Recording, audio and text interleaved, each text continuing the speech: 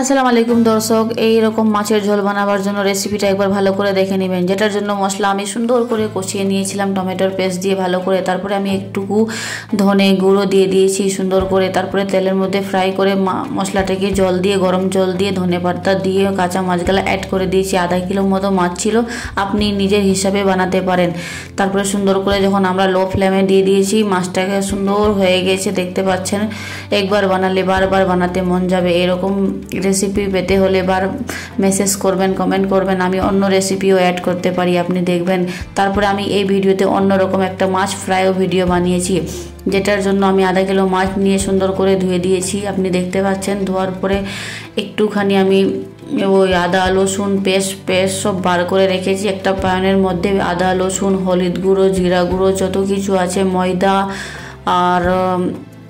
ময়দা বেসন যে আছে সব অ্যাড করে দিবেন।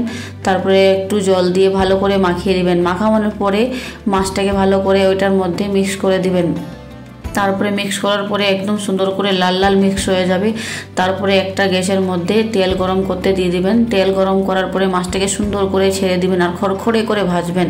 খড়খড়ে করে না ভাজলে টেস্ট পাবেন না। কিন্তু মাছ ফ্রাই মানে মাছটাকে ভালো করে সুন্দর করে পাঁপড়ের মতো ভাজতে হবে, কাঁচা থাকলে কিন্তু মজা লাগবে না। তারপরে দেখতে পাচ্ছেন আমাদের মাছ ফ্রাই হয়েই গিয়েছে, খেয়ে দেখতে পারবেন কত সুন্দর হয়েছে।